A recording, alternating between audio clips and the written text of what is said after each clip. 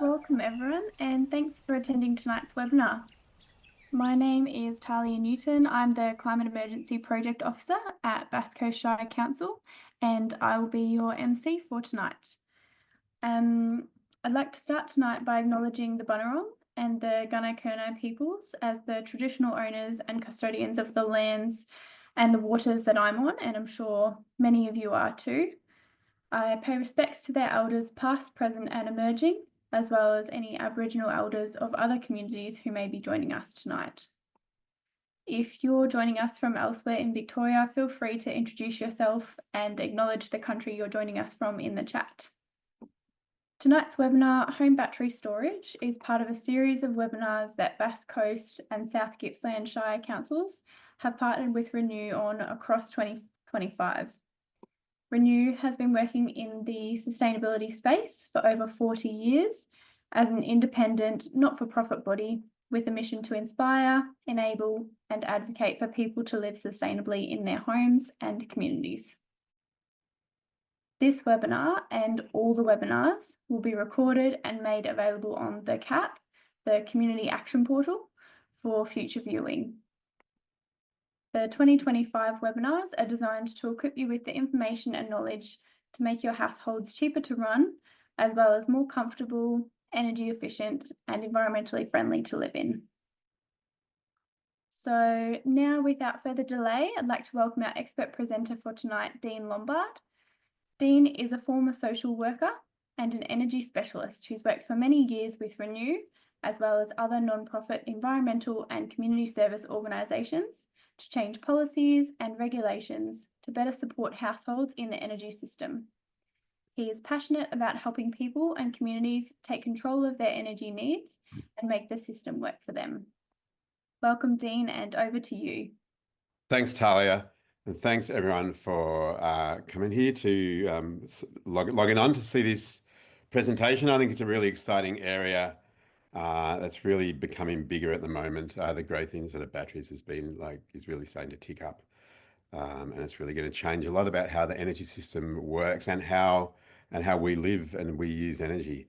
So look, my presentation goes for about 40 minutes or so, and I'll go over a few different areas, which I'll introduce in a second. And then after that, we'll have quite a bit of time, like half an hour for questions. I mean, because, there's always questions. I don't always explain everything clearly for everyone. I might, forget to say something, or I might have not included something that you're interested in. So put down your questions in the Q&A, and at the end of the presentation, we'll go over as many of those as we can fit in the time. Okay, so adding batteries. So this is really aimed at people who've got solar and are looking at adding batteries to it.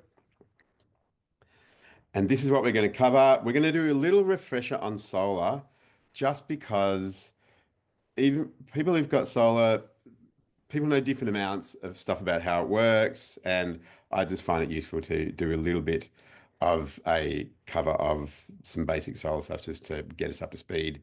And then we'll look at why you might want a battery, how they work, and how you might approach sourcing and buying a battery system for your place. But before we get into that, there's a few things I always advise people when we're talking about electricity use or energy use, which is that, often, the cost of our energy use is always an issue. Often we get solar because we're trying to save costs. We might be getting battery because we're trying to save costs. There's other ways to save costs, and the best way is actually to find a good deal with a retailer that's got a good price for you. So I always recommend people look at Victoria Energy Compare website, which lets you compare different retail energy offers in your area. And just lost my mouse for a second. There, it's back again. There's also a website called Whatever, which we don't normally recommend the private sort of comparison sites because a lot of them are not that trustworthy, but Whatever is a bit of an exception to that. We're pretty confident with Whatever. Although they do take commissions on sales, they've made a commitment to always show all of the offers, whether or not they get commissions for them. And they also have a really useful tool where you can sort of estimate the value of adding battery to your existing usage. So I think that can be a useful one to look into. But Victoria Energy Compare is pretty good too. And the other thing about energy usage, it's not just the cost, it's how much you use. And I always advise people have a look at how efficiently your house uses electricity. Energy efficiency doesn't mean go without, it means use less energy to get the same benefit. And making sure you've got the right insulation and you've got efficient appliances, and that just means you get more value from the electricity that you use. You end up using less electricity to do the same thing. So that aside, let's do the quick solar refresher. Um,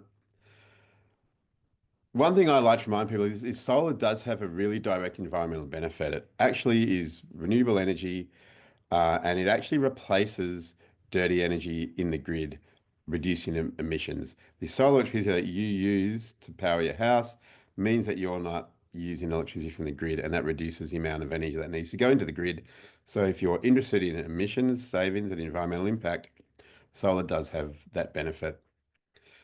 Even the solar that you don't use, but you export back to the grid, often offsets other people's emissions. Not always, because sometimes it might be offsetting other renewable energy in the grid, but on the balance, it tends to offset a fair bit of other people's emissions because basically, when you export solar, um, your neighbor next door who doesn't have solar, they're the ones who use the energy. It just goes to the nearest source, the nearest energy demand. Sometimes people ask about, does the energy it takes to, how does the energy it takes to make a solar panel compare to what it generates? And there's some misinformation out there that says, the solar panel only generates as much energy as it took to make it over its lifetime. That's not true.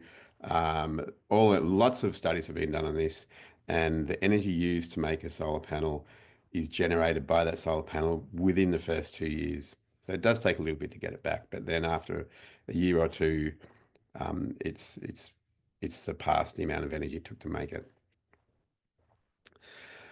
I also like to distinguish between solar PV, or photovoltaic is the what that stands for, which is a type of solar panels on your roof that generate electricity from light. And they're different to solar hot water, which is called solar thermal, which generates heat directly from the heat in the air and the light. Um, More than 1 in 3 Australian homes now have solar panels on their roofs. And in Victoria, it's almost 30%. It's a bit lower uptake in Victoria compared to some other states. Most solar households get pretty good return on the money that they invest in their solar.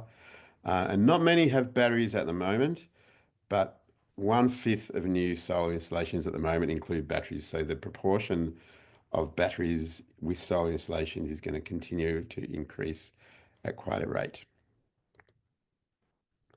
The basic way that it works is that the light from the sun hits the solar panels, converts it into electricity, and it sends it to this thing called an inverter, which is on the side of the house usually. And the inverter converts it to a different type of electricity that's the right type for the house to use. For those who know a bit more about physics or electricity, the solar panels generate DC electricity, which is the same sort of electricity in, AA batteries, for example, and it converts it to AC electricity, which is the electricity that comes into the house on wires and that appliances expect to get from power plugs. Um, the inverter then sends that electricity to the switchboard, but sort of on your side of the meter, not on the other side of the meter. So it doesn't go through the meter if you're using it in your house. It just goes to the switchboard because that's where all the electricity is sent around your house to all the circuits. And yeah, then if you've got appliances going and there's that electricity coming from the solar panels, they'll use that electricity. Of course, if there's not enough, they'll still use some from the grid. Um, any leftover, any that's been generated that's not used in that instant will go back out through the meter into the grid, and that actually gets metered by the meter, and that's what your feed-in tariff will be based on. Um, Feed-in tariffs. This is a little complicated and getting more complicated, but I do like to touch on it. Electricity don't use gets fed back to the grid. Looks like my slide has gone a bit wonky, so I'm there, but we'll go ahead. Um, the unused energy goes to the grid, used by your neighbours, as I said. Your electricity retailer actually gets the credit from it from the energy market. So they sort of, on paper, the electricity goes to them and they resell it to another customer. And that's why they pay you for it. And in Victoria, they're required to pay you a regulated price. Some retailers will offer more than the regulated price, but they're not allowed to offer less. The regulated price in Victoria is actually based on the amount of money that energy retailers save by getting electricity from your solar panels instead of buying it from the market. So although it's a lot less than what your normal electricity price is, you can be confident that they're not actually making buck from it. It actually in total it costs them the same as what they would be paying to get it from the grid at that time. And the reason that tariffs have gone down is because the cost of electricity during the day has gotten very, very, very, very low, whereas your normal electricity cost is sort of an average of cost across the day, and it's much more expensive in the mornings and afternoons. And yeah, the feed-in tariff is a credit on your bill, and some people see the feed-in tariff credit and they think that's the value I'm getting from my solar. That's not actually, it's just part of it. The bigger value that you get from your solar is actually all the electricity that you use that doesn't even get seen by the meter, so it doesn't appear on your bill. And yeah, the new feed-in tariff being regulated in July this year is going to go down to pretty much zero unless you use a time variant feed-in tariff rate, which pays different amounts at different times of day and reflects the fact that electricity is much more expensive when people are using a lot of it in the peak periods, and much less in the middle of the day when that 28% of households with solar panels are all spitting their excess solar into the grid. And that's actually why the feed-in tariff has gone to pretty much zero, because so many people have solar panels now that it's basically worthless in the middle of the day. It's like the bakery gives out free loaves of bread when they're about to close because they can't sell them. That's pretty much why. Don't know how good that analogy is. For those who remember the higher feed-in tariffs, yeah, they used to be very high when they first came in. They were at an artificially high rate because it was designed to encourage people to buy solar panels. Back when buying a set of solar panels used to cost tens and tens of thousands of dollars for a tiny system. And over time, they've diminished. Since about 2015. They've been regulated, and they went up for a bit, and then there was a massive increase in the number of people getting solar panels. Price of energy sort of in the middle of the day tanked, and that's why we're now getting to where it's nothing. Um, I would recommend, if you do it, if you are using a feed-in tariff, I would recommend seeing if you can get a time variant feed-in tariff, because you'll actually get more money for it than if you sold at the flat rate. But then if you're getting a battery, then it matters less. And yeah, one of the things that's led to the big uptake in solar panels has been the generous government schemes. But actually, if you look at sort of sales data, it only increased by a little bit because solar panels are becoming cheaper anyway, and people buy them anyway because they're worth it. The Solar Homes program also has rebates for hot water systems and interest-free loans for batteries, which we'll get to a bit more in a second, or in 10 minutes. The other thing that you might have heard about is export limits, and this is really the problem, that all that excess solar energy that makes the price so low in the middle of the day also means that sometimes there's actually too much solar energy being fed back into the grid at certain times of day, and causes a situation called minimum demand, where there's actually not enough energy usage in the grid to use it all, and that can make the grid unstable. So Victorian networks are following what the South Australian networks have done and are looking at, rather than having export limits, which some people might already be experiencing, um, to have flexible export limits where at certain times of day, mostly in the middle of the day, you're sort of not allowed to export very much, or you have to pay a price to do so. Whereas at in the morning when the solar panels are just starting to sort of charge up, and in the evening when they're sort of winding down and the demand gets higher, they'll pay more and allow more export. And a lot of modeling that I've seen shows that people are actually better off under these flexible exports because if they've got big solar systems. But again, if we're getting batteries, not as important, but useful to think about, especially if you've got a big solar system that generates a lot and generates more than you need to store in a battery. And because of all this, we always encourage people to maximize their use of solar. Um, and one way is to use appliances as much as you can during the day. And these days, a lot of appliances can be automated. So that really helps. Um, let's move this out of the way, can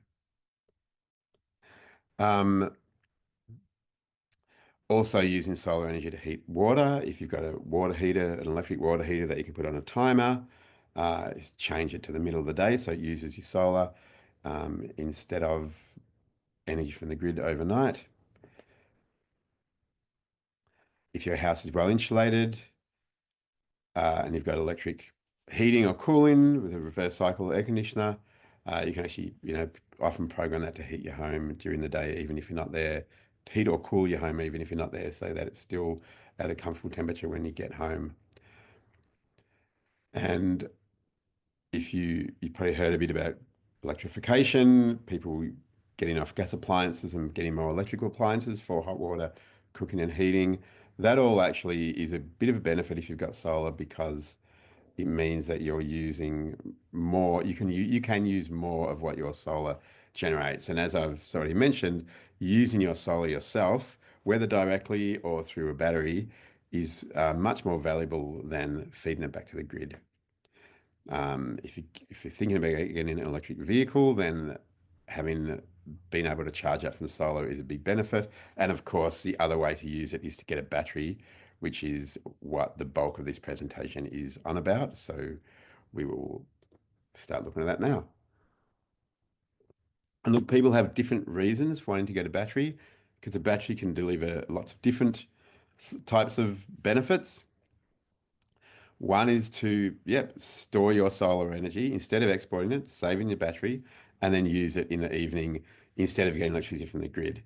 That means that you're using renewable energy at a time when the grid has got a lot more dirty energy because in the peak times there's lots of gas and gas power generation because there's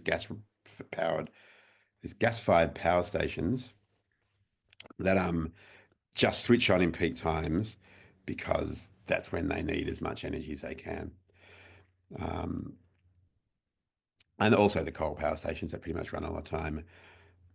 You can save money on bills, or you can obviously because of using your solar instead of buying it from the grid. But also if you're on a time variant tariff, a time of use tariff where it's cheaper in the middle of the day and overnight and more expensive in the peak, the battery serving your energy needs during that expensive peak period can save you a lot of money. And that can make it really worth it to switch to time of use tariffs so that you can use your battery during those peak period times and avoid those high costs and then rely or also get the benefit from the very cheap overnight rates if you've used all your battery and you still got to use some from the grid overnight. Tariff arbitrage is something that really keen energy nerds might do, where they might get on an energy contract that gives them the real-time cost of electricity, which changes sort of every half hour, and they'll sort of charge a battery from the grid when it's cheap and feed it back in when there's expensive, and they'll be on a time variant feed-in tariff and sort of usage tariff. So some people do that. You can use apps to help you do it. If you look up tariff arbitrage, you'll find lots of information on that. For me, I'm not that excited about electricity to get that involved in it, I guess. Keeping electricity on during a blackout is a pretty important reason for a lot of people of having a battery, especially if you're in an area, as I'm sure some of you might be, where you can have outages that last for a while after storms, or you just might be on a feeder that's a bit unreliable. A lot of regional areas in Victoria and actually in all states have less reliable electricity because of some of the challenges of managing a network over a large area. So if you do have a bit of an energy reliability issue where you live, a battery can be a big benefit for that. But if you are getting it, if that is one of your reasons for getting a battery, just make sure that your solar system and your battery are actually set up to allow it to operate when there's no grid supply, because the sort of default way of setting up a solar system and battery requires the grid energy to help keep the system going and shuts it down if there's an outage to protect line workers who might be trying to repair the outage. And, solar panels were feeding back into the grid. They could get electrocuted when they thought the line was dead. But there are special ways to set up solar and battery systems with a thing called anti-islanding, which stops it from exporting and keeps it as an islanded system, which means not connected while the outage is on. So yeah, if you want to use your battery for backup, you don't need to know the technical stuff. You just need to talk to your installer. I want to use it for backup. I need to set up the system so it'll work for backup. Usually costs a little bit more than the standard installation, but again, if the having that backup supply is important to you, then it'll be worth it. Um, Other reasons battery might be, if your local energy, if your part of the energy grid has issues with sufficient voltage, like low or high voltage, and it makes it difficult to use particular equipment that you might have, then having a battery and solar system can help smooth out that voltage, and so that'll be relevant for certain people with certain needs. And then there's some other more general ones, some people are really interested to be as energy independent as they are and will try to set up their house so they live mostly off their own, as much as possible off their own energy that they generate. Still have the grid for when you need it, but try to be as energy independent as they can. That's the reason a lot of people have battery. And some people also just very interested in, being part of supporting the development of new energy technology, like the people who bought solar systems when they cost 30 or $40,000. They were really interested in the new technology and in sort of supporting that new technology area as it was growing. So certainly for some people, that's a reason as well. The last one, going off grid, as in completely off grid. And some of you might be off grid. It's more common in areas where, say, the grid never was. For most people who are connected to the grid, it's not really worth it financially to go off grid because it's pretty expensive to have a system that can completely supply all of your needs no matter what. You can get to 90 or 95% self-sufficiency at a modest cost, but 100% self-sufficiency is way more just because it needs to handle the extreme situations like a week without any sun at all, for example. Um, so you're going off grid is not for everyone, but obviously, if you do want to go off grid, you want batteries. Most off grid installations will also have a diesel generator to back up. That will probably change in the next 10 years when batteries come a lot cheaper. But for now, even with a lot of batteries, that's usually needed. But yeah, there are a bunch of reasons why people get a battery. And I always think if you going to invest in something like this, it's really good to be clear yourself on what the most important motivations are for you, because that will have an impact on the decisions that you make when you're buying a system. So if you're really into, you really want to sort of offset as much of your usage as possible, then you might be prepared to spend more on a system that you get a bit less full usage out of, but it's there when you need it so that you can meet that goal. Whereas if your main goal is to save money on bills, for example, then you might actually end up getting a smaller battery that doesn't meet all of your needs, but that is a really good trade-off of cost versus benefits. So this is why I think it's good to understand what your reasons are yourself, because often we don't really think about it. You know, it's good to know so that you can make decisions. And if you've got a decision and go, oh, should I do this? Should I do that? That will help you sort of figure out which one to do. Now, about the sustainability of batteries, it's always been a big issue, and it's actually one that's changed quite a lot um, over the last 10 years that I've been working in this area. Anyway, because batteries in themselves, they don't actually reduce emissions because they don't generate electricity. They just charge themselves from a source of energy and then discharge it later. And in that process, they actually lose some of the energy because some of the energy is expended in the charging and the discharging. So yeah, and typically about 10%, sometimes less, sometimes more. It depends on the specs of the battery, depends on the type of battery. So batteries actually, so if you looked at the emissions of, say, a solar system generating a certain amount versus charging a battery with that solar system and then using it, you would actually be end up with a bit less energy and a bit less emissions reduction.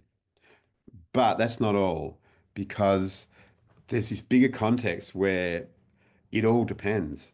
Like it all depends on how much dirty energy is in the grid at the time. If you charge a battery at a time when there's abundant renewable energy in the grid and not much fossil fuel, such as during the middle of the day usually, and then you use it at a time when there's much more fossil fuel in the grid and less renewable energy, such as, 8, 9 p.m., then that is actually helping reduce emissions because it's sort of time shift in emissions reduction from middle of the day to later.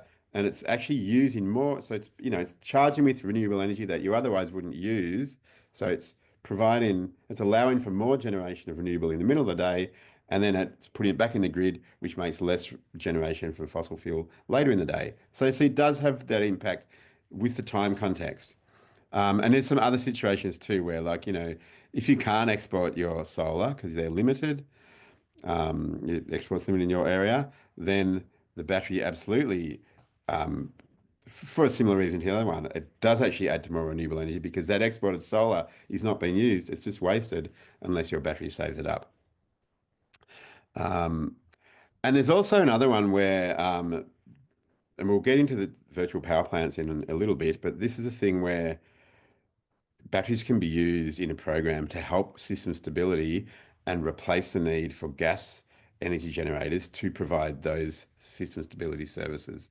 So there's a few ways in which the batteries do directly reduce emissions because of those things, or that's because they're indirectly reducing emissions, um, even though in themselves they don't strictly reduce emissions, just out of context. But context is everything.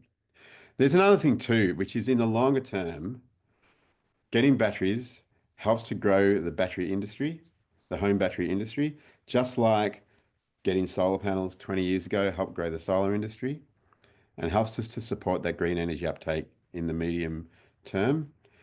And all the projections I've seen looking at the future electricity grid, all of them are very reliant not only on big and medium-sized sort of grid scale batteries like neighborhood batteries and sort of commercial batteries, but also lots of household batteries that are participating in an increasingly sort of complex and flexible energy system.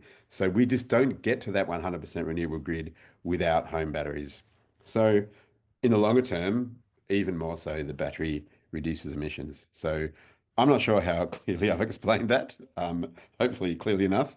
If I didn't, please ask me a question and we'll get to it. But the bottom line is, yes, batteries do help reduce emissions. They have an environmental benefit that's getting more over time. So the environmental benefit is one of a lot of people's big sort of reasons for wanting to get a battery, but the other one is the economics, saving money. And a bit like the environmental impact question, it sort of depends. There's a lot of moving pieces to the economics of energy. And basically, yes, storing your spare solar and using it later absolutely reduces your energy bills because you're getting less from the grid. But is it actually a net saving? Because you've also got to factor in, well, how much did the battery cost? And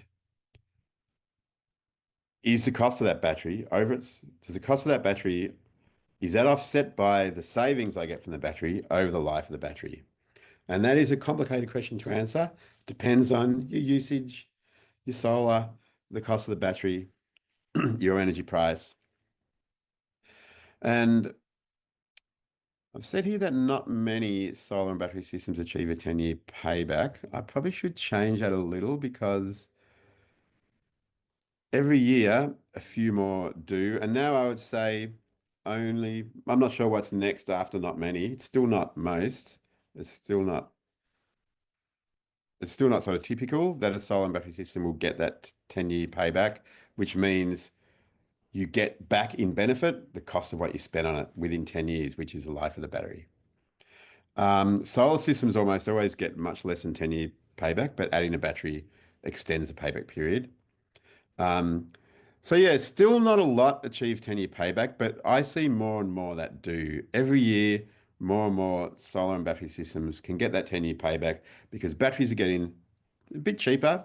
I think we'll see more cost reductions in the near future, or the near to medium future, but they've been pretty flat for a while, but they are cheaper than they were even a few years ago. They're getting cheaper, they're getting more efficient. Electricity prices are getting more, well, have been going up a bit. That changes it. Solar systems are getting bigger, so there's more potential. So there's a lot of moving parts. And we are going to get to, in a bit, uh, solar battery calculators and also a sort of rough and ready way to make approximate calculations. So over the long term, in 10 years, I would bet that in 10 years, pretty much all solar and battery systems will absolutely give value more than their cost over the life of the battery. But we're still moving there. And it depends on your usage and your situation. Like I said, how you use electricity, what your tariffs and feeding tariffs are like. The reduction of feeding tariffs actually makes batteries worth a bit more. And also other stuff like virtual power plants, which will explain in a little bit. But participation in other stuff, other ways to get value from your battery than just using it yourself. The general rule of thumb is that if you've got pretty large energy usage or you're on a time of use tariff, and you're on a time of use tariff, if you've got a lot of excess solar, especially if you can't export, and if you can't shift your usage to use more during the day, all those things make it more likely that a battery will be economically beneficial to you, but you still need to do the maths and work out if it is and get the right size battery. And if you need to power your home during outages, well, that's a whole other type of value proposition. Even if the battery doesn't give you payback through the money that you save on energy bills, it might that which means it costs a bit more than you save. That bit more might be a price you're very, very happy to pay to power your home during outages. And we all know that outages can actually cost a lot. And like long outages can cost households thousands of dollars sometimes depending on their insurance coverage. So yeah, if particularly if you need a battery for outages and you have longish outages, that really changes the economics again. But it's not all about the money, um, but it's good to know what you're paying for the other benefits that are not money that you want to get. If you want to get the outage, it's good to know, well, how much am I end up paying to get this outage protection? And you might go, oh, that's completely worth it. So how do batteries work?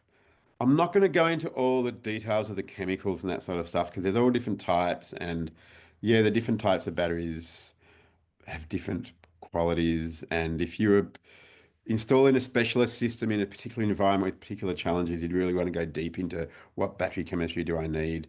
But for most people, it's really just about the battery performance specs. And they're sort of determined by the battery construction and chemical, but you get a spec sheet with a battery that says what it does. And if it meets your needs, it doesn't really matter what it's made from as long as it meets your needs. But if you want to go down the rabbit hole of different battery technologies, there's lots of interesting stuff on the internet. Anyway, so if you've got a battery on your house, look, here's the same old house that we looked at before. Um, we're still getting the sunlight on the solar panels, but it goes into the inverter. And then if you're not using that particular um, electricity from your appliances, anything you're not using, because as we said, the inverter sends it to your switchboard and it sends it to your television and fridge, whatever. But if there's extra that it doesn't need, instead of feeding back to the grid, it sends it to the battery. And it's the inverter that does that. And I'll do a quick aside. Some batteries have an inverter included in them, and some of them need a specific type of solar inverter to operate with. When you're buying a battery, you would talk to your installer about, can I use a battery with my inverter, or do I need to get a battery with its own inverter, or do I need to get a new inverter? And that's a question that would depend so much on the age of your system and the specs. But increasingly, batteries are including their own inverters because it makes it simpler to just get a battery and stick it on. But it's always good to know, when you're getting a system just to find out exactly is this the right system for my house. So anyway, right. So excess, instead of being exported, goes to your battery, stored in the battery, and just sort of sits there and waits. And then when your solar's not generating and you're using electricity, instead of taking it from the grid, your appliances take it from the battery first. And this is controlled by the inverter or the battery, depending on your type of setup. Um, and if you're not, if there's an outage and you've got a setup that allows your place to operate without being connected to the grid, then the same thing sort of happens. The battery will send its power back into the house, power the appliances. And that'll happen until the battery runs out of electricity. And then if you're on grid, you start using from the grid again. If you're off grid, that's when you fire up your diesel generator, I guess. And now getting electricity into the battery it sort of depends a bit on how you use energy and what sort of solar system you have. This is a typical, what they call a load profile. It's a graph of energy usage throughout the day. It's, higher in the morning and in the evenings and lower in the day if not many people are home or no one's home. Obviously, there's all sorts of different shapes. A lot of them will have a hump here because they've got electric hot water systems overnight. A lot of them are much higher here because there's people or appliances used during, people home or appliances being used during the day. Some of them, people who are home a lot, say work from home and don't go out much, then theirs will be pretty flat over the day because they don't have as big peaks in the morning or evening. So they do vary a lot. But this is sort of a slightly exaggerated typical one that just helps to illustrate more easily this. And here you can see that your solar generation is almost the opposite of this typical usage profile. Um, so that's the solar being generated in the middle of the day. It's most because that's when there's most light. That starts and it's like a bell curve sort of thing upside down. And it's almost opposite this nobody's home energy usage curve. So in this situation, everything under this curve is used from the solar, but all of this is excess. It's not used. And that's what normally gets fed out to the feed-in tariff. What little there is of one. And obviously, if your load is more flat like this, then you'll use more of it and you'll have less excess. But the fact is that solar systems are getting bigger. So a lot of solar systems now sort of look more like this. And typically people only self-consume between 30 and 40%. Probably most people don't really consume more than 40% of their solar generation, even if they're sort of home during the day. Like appliances are getting more efficient too. So, but it really does depend. And that's why sort of analyzing your energy usage is something that a good solar or battery installer will do. And here's where the battery comes in. The battery might not get all of your excess solar generation, especially if you've got a big system, but it will get a whole chunk of it. And then in those peak periods, that usage can get used to effectively cut down your grid usage. So that's basically how the solar and battery sort of works together with a typical sort of low profile and solar generation. The other thing that batteries can do is this thing called virtual power plants. And I'm going to try and explain it really simply only because I've mentioned it once or twice already. I'm going to mention it again later. So it's a good thing to get the basics of. Virtual power plants is basically a company that has what you call an aggregated load of batteries. They have deals with a whole lot of different houses, each with a battery, and they operate all those batteries like one big battery, except they're distributed all around the town or the neighborhood or whatever. That's what a virtual power plant is. So, in this very simple diagram, here's a bunch of houses and several of them have batteries and not all of them do. And the issue that these deal with, they can deal with a few issues, but the most typical issue that virtual power plants deal with is this thing called ancillary services, which is really just about supporting the stability of the electricity grid. Because the electricity usage, say in the whole grid, it's varying all the time. Every time a factory turns on a machine or turns off a machine, the load changes and the electricity system is constantly up in and down in its generation to sort of match. And there's always a bit of a delay. And if there's a big shift in usage, the whole grid can become unstable. It affects the frequency. It's all pretty technical, but it can become unstable. And in these situations, there's all these gas-fired power stations that are just sitting there doing nothing, and they wait until they get the call. Oh, you need to stick in whatever kilowatts for 5 minutes, and they'll do that, and they get paid for it, and they put their 5 kilowatts in for 5 minutes, and then they take it out again, and that's just helped to stabilize the system. And that's actually a lot of fossil fuel use just doing that because it's happening all the time. With a virtual power plant, they get people's batteries to do that instead. All these houses are signed up to their plan. They've made this arrangement that the VPP, virtual power plant, can use their battery a certain amount of time on a certain number of days. So they get the call and they can respond quicker than the gas-fired power station. So a small bit of electricity from these batteries goes into the system for a short period of time. It's often not very much. And that means they didn't have to turn the gas power plant on, which is a bit sad for the people who make zillions off the gas power plant, but it's pretty good for the people who are using their batteries to help instead. It's good for emissions, and depending on, the deal that you've got with your VPP company, you might get a bit of extra money for it.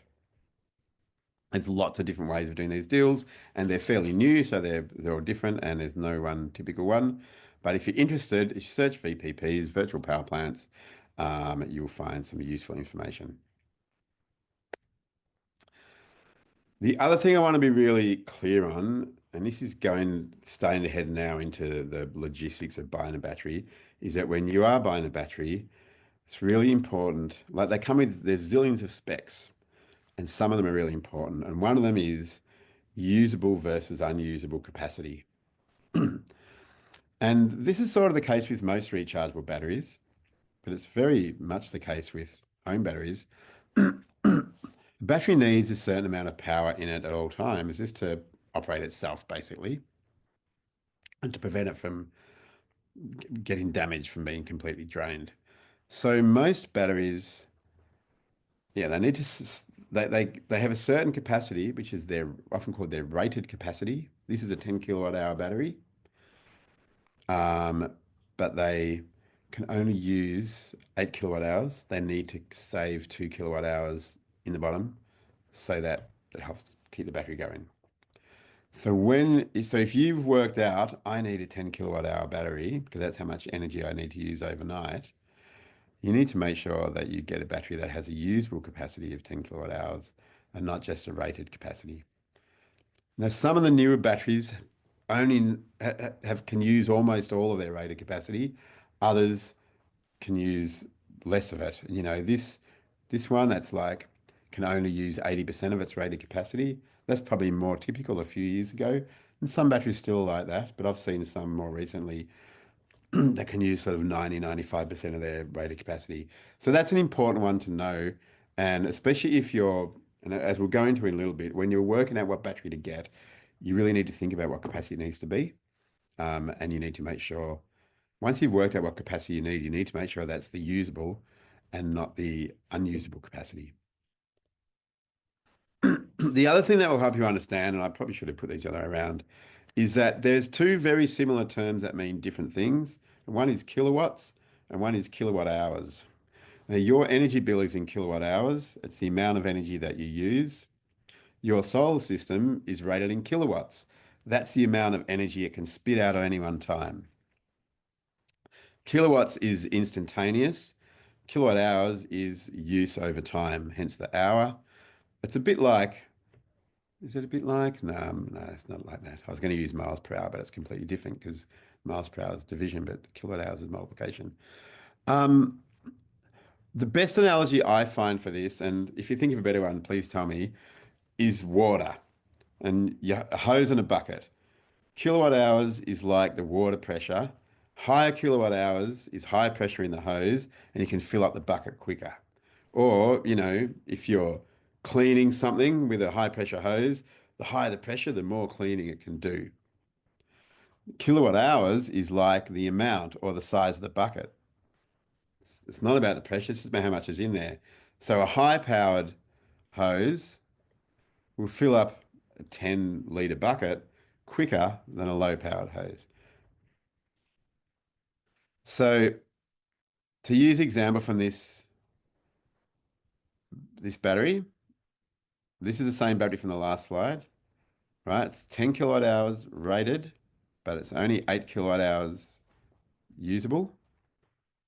Let's say that its rated power, which is in kilowatts, not kilowatt hours, is 4 kilowatts. That's how much it can put out at one time. So, for example, if you had two 2,000 watt heaters, it could supply both of them. But if you had three, it couldn't. It can only put out 4 kilowatts, which is 1,000 watts at a time. This battery, operating at full power for 1 hour, would use 4 kilowatt hours. Because it's got 8 kilowatt hours, it can use, and a kilowatt hour is a kilowatt over an hour. You can only put out 4 kilowatts. That's 4 kilowatts over an hour. If it operates for 2 hours, it uses 4 kilowatts over 2 hours. That's 8 kilowatt hours. That's all its energy gone. So I hope that explained it. Um, Kilowatts is power. Kilowatt hours is amount of energy. They're related but different. Here's an example of a spec sheet for a battery, and my screen's a bit small. So, and here's some examples of like these are, that's a different type of chemistry of the battery. Um, See, nominal storage, that's the rated storage. Usable storage capacity. So that's what I was talking about a couple of slides ago. So you see, this one here, its rated storage is 13.34 and its usable storage is 13.3. That's almost the same. This one is the same. This one is 14 kilowatt hours rated, but it's only got usable 13.5. So they're all pretty good ones in that they're most of their capacity is usable, but you can see that some of them, the usable capacity is a bit less than what they're called. So if you needed a 14 kilowatt hour battery, you don't want this one because it can only give you 13 and a half. And this is the power, 5 kilowatts, 7.6 kilowatts. This is 5 kilowatts and 7 kilowatts for 10 seconds. That'll all depend on how much you need to use. And we've all experienced trying to plug too many things into a PowerPoint and a power board, and it sort of goes. This is sort of when usage capacity is exceeded. So it's sort of a similar thing, though that they don't go, that just wouldn't work. So if you've got a 5 kilowatt battery, it can only give you 5 kilowatts, which might be a big air conditioner, but maybe not three big air conditioners, for example. So they are important ones to know, and there's lots of other stuff here. Warranties, I always point to warranties. This is really important. If a company is really confident that their thing's going to last, they'll give it a good warranty. And I would look for 10 years on a battery. Yeah, I'll keep moving on, but if you've got more questions about that, we can probably go back to them. There's lots of information around about batteries, more and more each day. I've picked out a few that I find pretty useful. Renew Magazine has a lot of interesting articles about batteries. They test different models, or they not test, they review different models. They look at new technologies coming out. They have case studies of people who've bought stuff and using it in their home. So check out that on the internet. The yourhome.gov.au website has lots of great energy information, a lot of stuff about energy efficiency, improving your house energy efficiency, but also a lot of stuff about batteries. The Clean Energy Council, which is a peak body for the sort of new energy industry, they have an approved battery list, which is batteries that they permit to be installed and in Australia that are then eligible for rebates and other stuff, and that they're in, and that they're in there and that their accredited installers are permitted to use. So they're basically ones that have been tested and they meet Australian standards and other requirements that we have for equipment, most of these batteries are made from in other countries and some of them don't meet our standards. So the CEC's list of approved batteries is the one that really determines which ones can be used here. And these two useful websites, solarquotes.com and solarchoice.net, both .au, sorry, they're sort of businesses that have websites that do sort of help people find quotes for solar systems. Um, they often get commissions. They're both pretty reliable ones, though. They're pretty open about their commissions and who they recommend. But even more than the value of who they recommend is they have lots of information about the equipment. They've both got good information about battery systems and their specs and their prices, and the same about solar systems. Useful websites to browse around that. I especially do commend Solar Quotes. It's a really user-friendly website with good information for people who don't know much and want to know more. And I did this little example here using the battery calculator on Solar Quotes website because it is hard to work out exactly what the right battery is that you need. And this one doesn't so much tell you what battery you need, but it lets you put in all your details like how much solar you've got, how much your capacity your inverter has, what your energy prices are, where they're down here, what your energy prices are, how much your energy usage is, putting all this information, and then you put in a size of battery and the cost of the battery will tell you the economic benefit of that battery. So this is an example where I just tried this and I used, I think I used one Thaggy postcode for this and I looked up typical prices from Origin in your area, in the sort of South Gippsland sort of area. Um, and yeah, this was like 6.6 kilowatt solar system, 6 kilowatt hour battery. Total cost is here, and it just works out. This is how much you save each year, um, and this is how much it takes to pay back the system. So this system, the solar system by itself, with these specs, the solar system by itself will pay back in 7 years. The solar and battery combined pays back in almost 9 years. The battery by itself pays back in 11 years, which is pretty close, a little bit past what's considered its economic life, but stuff with a 10-year warranty will often last longer than 10 years. So that's pretty marginal. Yeah, that looks like it's pretty much almost sort of cost neutral, which might be great if you also want a battery for self-consumption, for outage protection. And it's also a good example of how adding a battery does make the whole solar and battery package take longer to pay itself back than if it was just solar, because solar is so efficient and relatively cheap. Batteries, the upfront cost is still a bit high, so they do make the system pay back a bit later. Um, but they give you lower bills the whole time. Some people actually don't mind a total higher cost if the annual bills are lower. And if, like I said, if you're getting other benefits from the battery, then it's still very worth it. This is the other part of the that calculator also spits out what the typical bills are for summer, autumn, winter, spring, because bills tend to change seasonally, depends on heating and cooling. So, these are pretty low 3-month bills for most of the year with this smallish battery. And that might be a great benefit. I mean, this was a house that had over a $2,000 annual electricity bill, so that's cutting it quite a bit. But this is really just an example of how the calculator works. You can plug in different variables and get different results, and that can help you narrow down what you want. But I also like to go, there's a sort of basic calculation you can do to get in the sort of ballpark before you go into those more complex calculators. And it's just sort of what size battery do I need? And the thing is, using a battery to get you to save your solar energy, so it can only get your excess solar energy. How much is your excess solar energy? That's pretty much all you've got to put into your battery. And then how much do you normally use, from the time that your solar stops generating to the time that it starts again? That's the maximum that you can sort of use from the battery.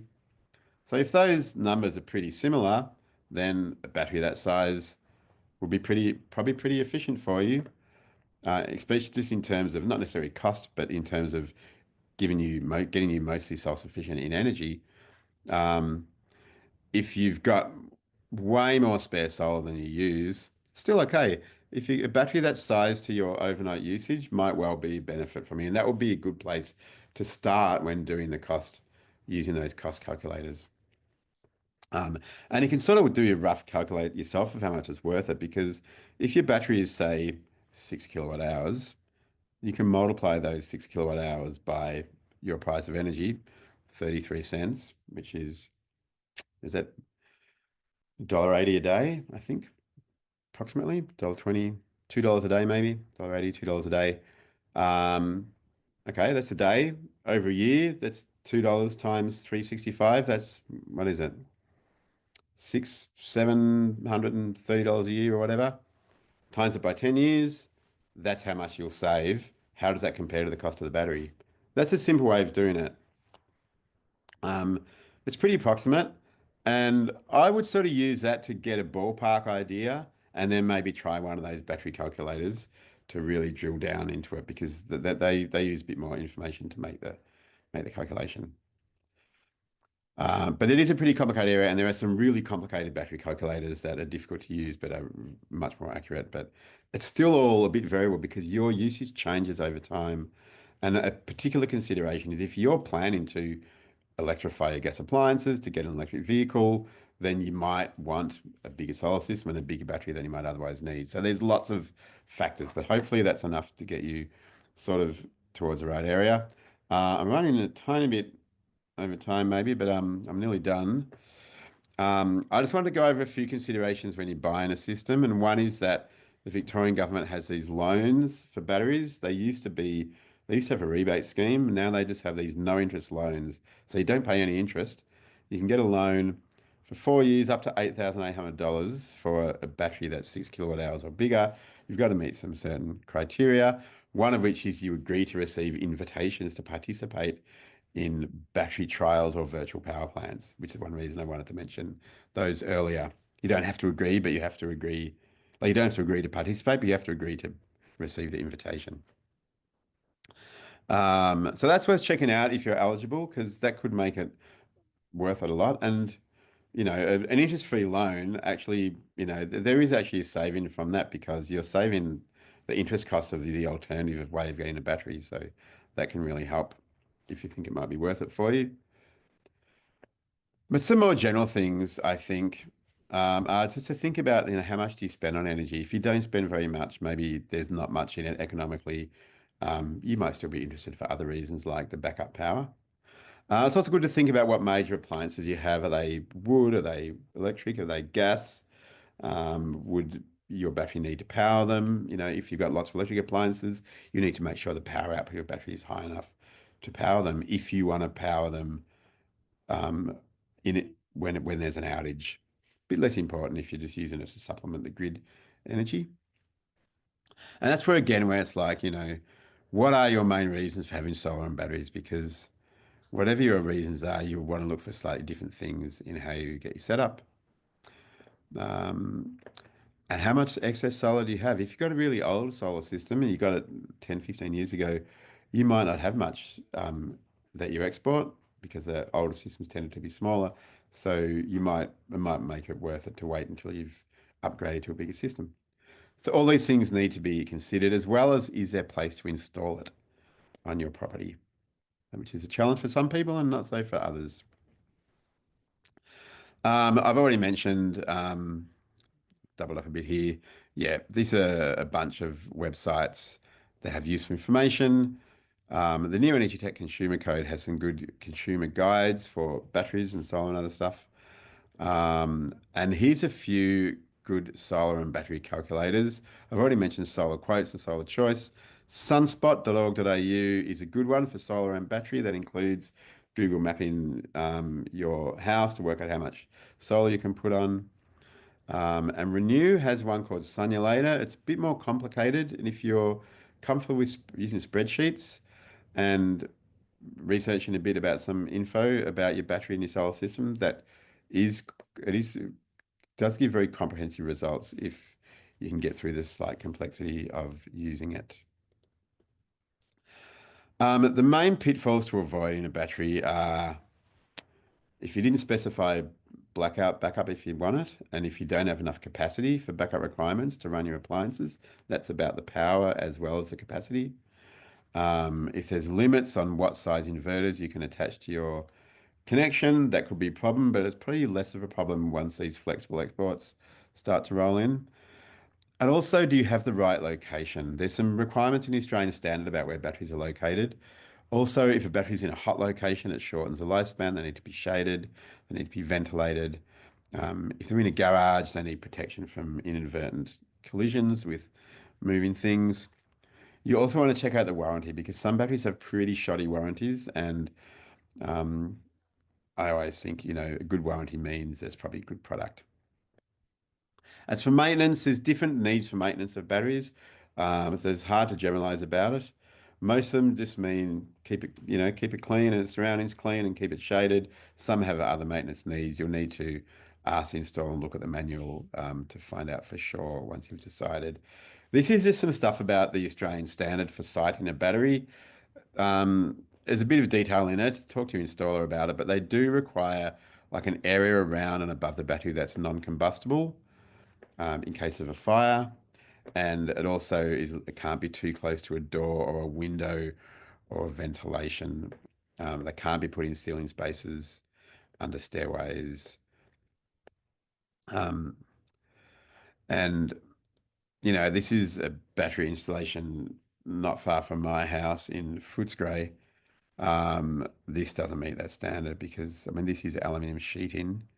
So technically that's not non-combustible, but it's too close to the doorway. It's probably too close to the roof. So this is an example of, this, you can imagine if this battery did catch fire, which is not very likely, it's a pretty rare occasion, but, safety standards are for rare but dangerous occasions. If that was on fire, you couldn't get out that door. It's the main door. So yeah, your installer should be to talk about that. Um, Don't rush into buying a battery. Do your homework, figure out your usage, use the battery calculators. The more preparation you do, the better you'll be prepared. And it's always good to go to market knowing what you want instead of just asking the installer, what do I need? Because some installers are a bit likely to tell you that you need what they want to sell if you're not sure. There's a scheme called the New Energy Tech Consumer Code, and it's a voluntary um, code for battery and solar retailers to agree to a certain standard of customer service. I think that getting batteries under the government rebate scheme requires the vendors to be a member of the NetCC. I would recommend it because um, they're less likely to be dodgy. They've agreed to comply with a certain level of standards, and there's avenues to go to if things go wrong as well. And that code is run by the Clean Energy Council. And choosing a seller, like the NetCC approved sellers list, is a really good place to start because they've signed the code of conduct and all that. If you get it from the Solar Victoria, they've got their own list of approved sellers. But word of mouth is good too. Friends and neighbours who've had good experiences. Always look at warranties. Always get several quotes. Don't just go to one vendor. Go to a few so you can compare them. Now, I know that Bass Coast has a Solar Savers program that sort of has stuff that's from vendors who have been sort of approved to be part of the scheme. So I think Tali's going to talk a bit about that at the end, but that's another way that can help. To minimize the sort of cowboy sellers, as they call them, just look out for what they do. Do they seem to know what they're talking about? We used to always say if they're going to visit the site, that's a good sign, and if they're not, that's not a good sign. But now most people don't visit the site, even the good ones. Excuse me. Asking questions about, do they take responsibilities for what their subcontractors do? Is the quote clear? Are they accredited? Are they clear about the brand and the model of the battery solar panels? Have they explained to you what the specs mean? Have they shown you the benefit, the value that you'll get from it? Have they talked to you about the location and what they're going to do to your house? All that stuff. People who pay attention to that stuff are more likely to be thoughtful, good vendors, and ones who sort of skive off and don't want to talk about it. They're more likely to be ones that you can't trust. That's a more general thing. Think about any time you go to buy, an important thing. People who give you good information and are usually more trustworthy than people who try to avoid the information. There's a bunch of different warranties for solar and for batteries. It can be confusing. Performance warranty is an estimate of how the thing performs over time because solar panels and batteries, they get a bit less efficient over time and an old battery won't put out its whole capacity like a new one will. It diminishes to maybe 80%. That's a bit of a general guide about how you can expect it to perform, but it's not much more than that. A product warranty is what covers manufacturing or failure. I'd look for 10 years for batteries if possible. Solar systems should be more than that, 15 at least. Batteries might also include how often they charge and discharge. Installation warranty is a bit different. That's actually the installer's warranty, and it's about them rectifying any faults with the installation. They'll come out to fix it if there's a problem. Sometimes it'll include them coming out to, maybe take it off and put it back on if there's a product warranty issue.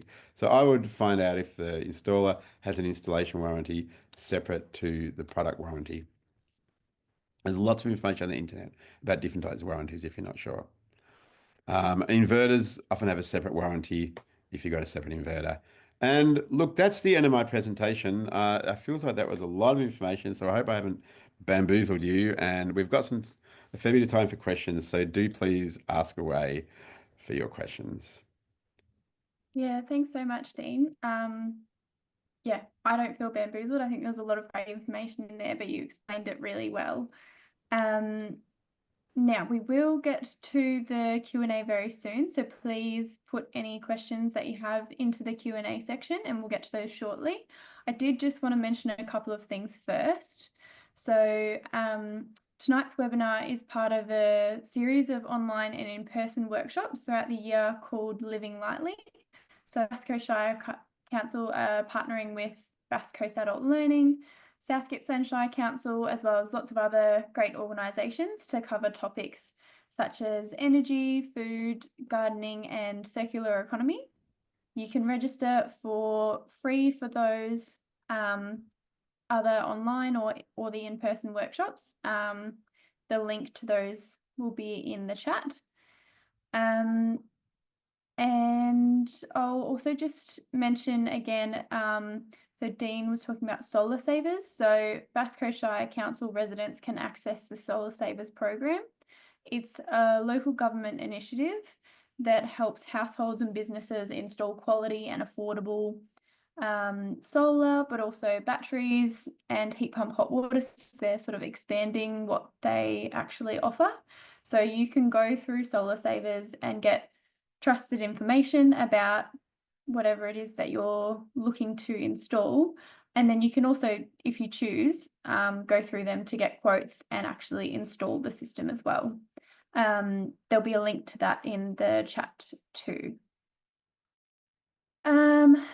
So we might get started on the questions now.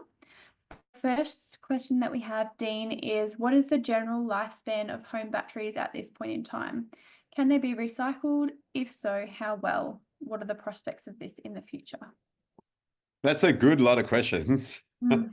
They're really good questions. I'll try to cover them all. So lifespan, it's sort of in many ways a bit early to tell. A lot of them have only been on the market for a few years, like 4 or 5 years.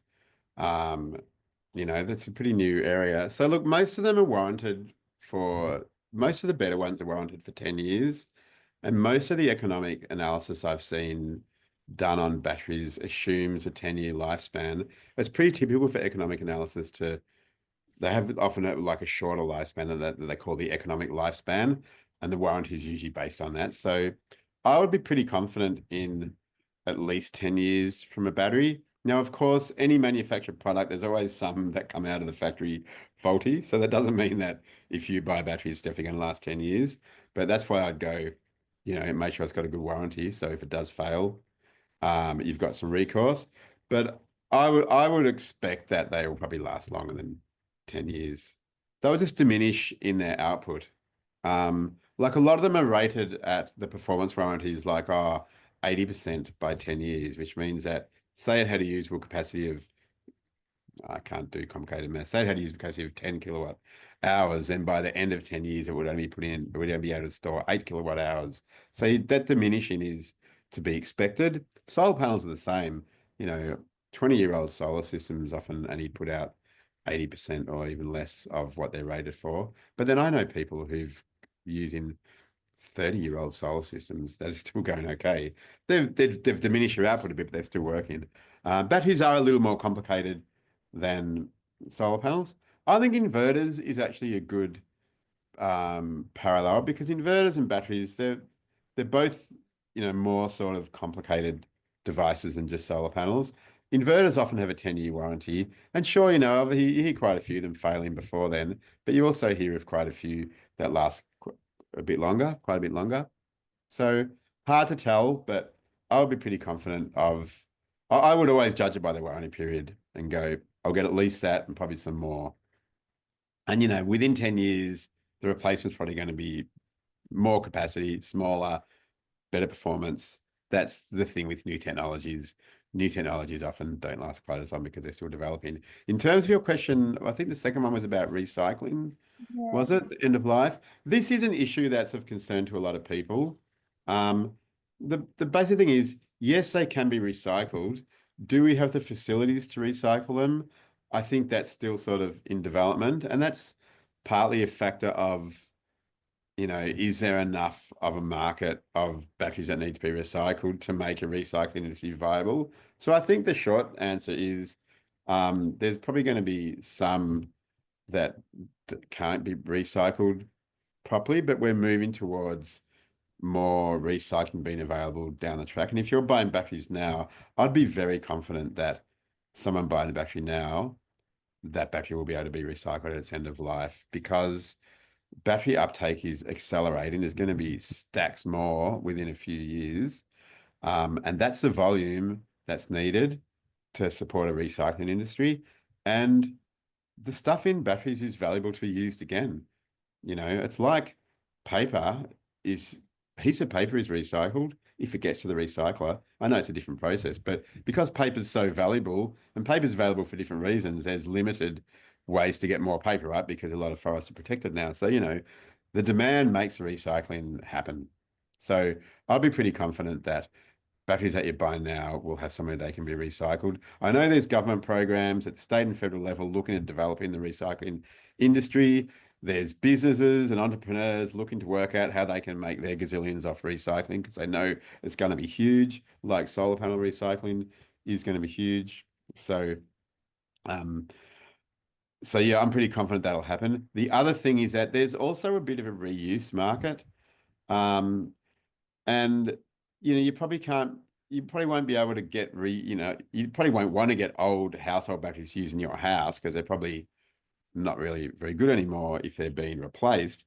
But there's lots of other circumstances where batteries are usable in other applications, even in that sort of state. Um, well, yeah, I'm trying to think. I can't remember. I toured some factory a while ago where they were using I think it wasn't house batteries, it was old car batteries, as in electric car batteries from the oldest electric cars. They were using them in some sort of thing that they were using on farms or in mines or something to provide energy storage where it didn't need to meet the standard because it's off grid. I know that farmers often buy old solar panels that can only put out half their capacity now, and people have replaced them, but they just want a few on their shed to run some lights. So there'll be more and more opportunities for reusing as well. So I think that those prospects are pretty good. Yeah, great. Thank you. The next question we have says, thanks, Dean. Great presentation. Can I just sum up something you're pointing out? If I'm paying off the house and not renting, and I think it's likely to be a long time home for me and my family, over 10 years, and the payback calculation comes out around 9 to 10 years, you seem to suggest the investment in a battery sounds like a good idea. Without quoting you as all guaranteed, does that sound like a sensible way to weigh up which way to go? So what was the last thing about guaranteed? I didn't quite hear that. Oh, they're just saying, without quoting you as saying that it's guaranteed. Oh, right. Yeah, yeah. Yeah. Oh, yeah, no. Yeah. Yeah, no, absolutely. If you work out the numbers through like a good calculator and you make sure you look at your energy price and your usage, think about what might change. But yeah, no, if it sort of checks out, then it's worth it. Especially if you have other value from the battery. Like if you're going, oh, also I'll have a backup, or I really want to reduce my carbon footprint or something, then that's added value. Um, so I'd be that's what these calculators are good for. It is all it's a dollars in and dollars out sort of thing that underlies it. Whatever value you get from it, the cost is the dollars in and dollars out. So yeah, if it does work out for you when you've used the calculator for the size and you got the solar and then yeah, that that's the best that you can judge. I mean, that's what when a professional will come and do the analysis, in the end, that's what they'll do. They'll make some assumptions about they might make some assumptions about how your energy usage might change and try to factor that in. But in the end, they'll go, well, given on the current circumstance, here's the cost, here's the value, check it nets out before 10 years, and then you're ahead. So that looks like a goer. That's pretty much. Yeah. Yeah, great. Thank you. Um, the next question that we have, do you think it's best to install batteries ASAP after or at the time of installing solar? Or do you think you can get a system that's more accurate to your needs if you install the solar first and then wait a while before adding a battery to understand the capacity that you'll actually need?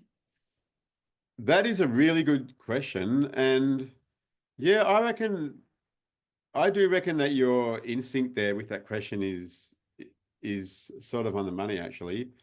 You don't know how your usage will change when you get your solar. You may have had some assessments done by your solar installer and they go, it'll be like this, be like that. But when you've got it on, that's when you really find how much it generates, how much you use. You'll figure out, and people with solar often find they change the way they do things a bit to take advantage of the solar, and they don't really know, they sort of work it out as they go along. So I reckon if you're not in a dead hurry to get the battery, absolutely yeah, get the solar first, see how it goes.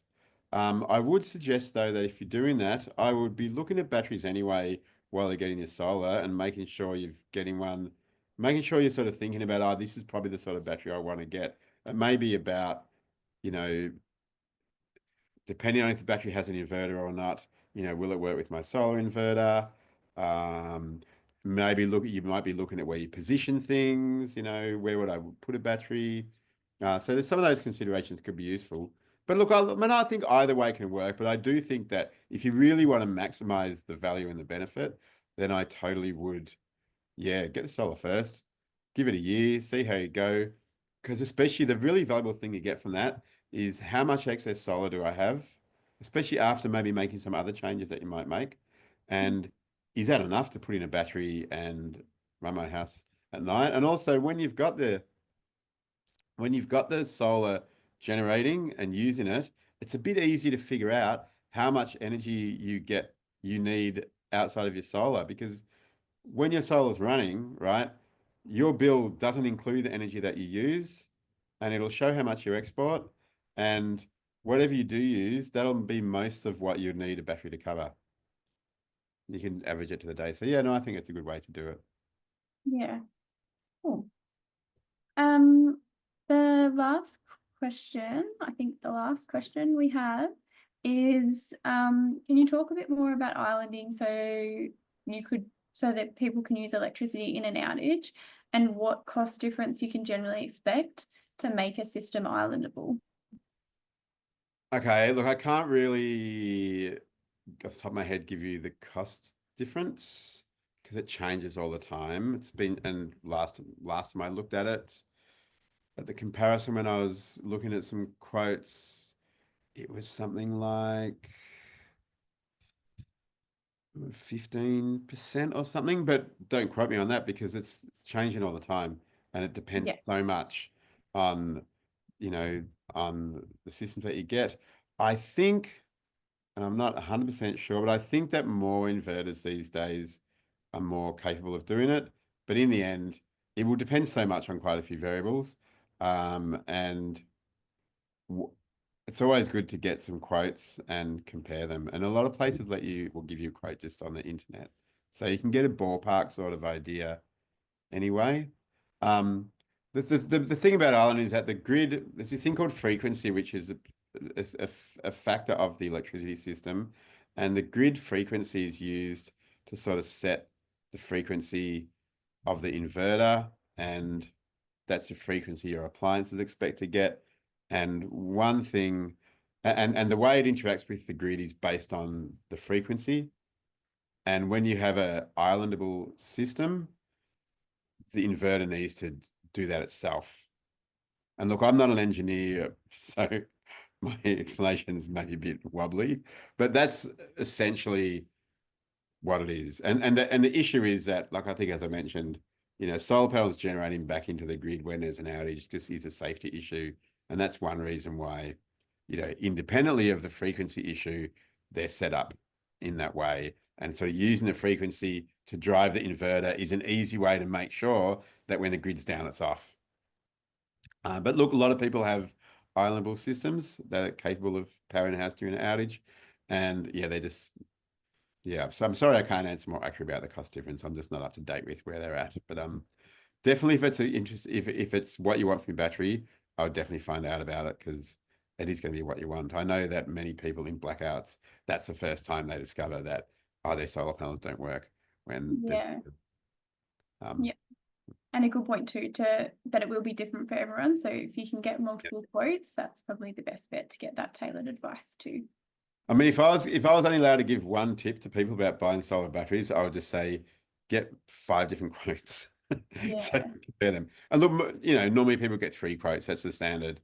But and every quote's a bit of a hassle. But especially if you're not sure, I get a few, and I get quotes for the same system, the same capacity system. Maybe not necessarily the same brand, because different vendors sometimes use different brands. But I'd go, I need these specs. I've used a battery calculator. I need this much power. I need 4 kilowatts capacity power, and I want 8 kilowatt hours capacity, and I want it to be islandable.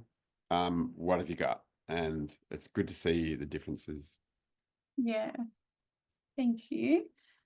Okay, so that's all the questions that we have for tonight. Thanks everyone for your time. I hope that this has been informative and has helped answer some of the questions that you might have had about installing a home battery. A special thank you to our expert presenter tonight, Dean, for lending us his expertise and experience for the evening. And also a thank you to Andy from Renew for the behind the scenes tech support. That's everything tonight. Register for some of the other workshops that are coming up and hope to see you all again soon. Thanks.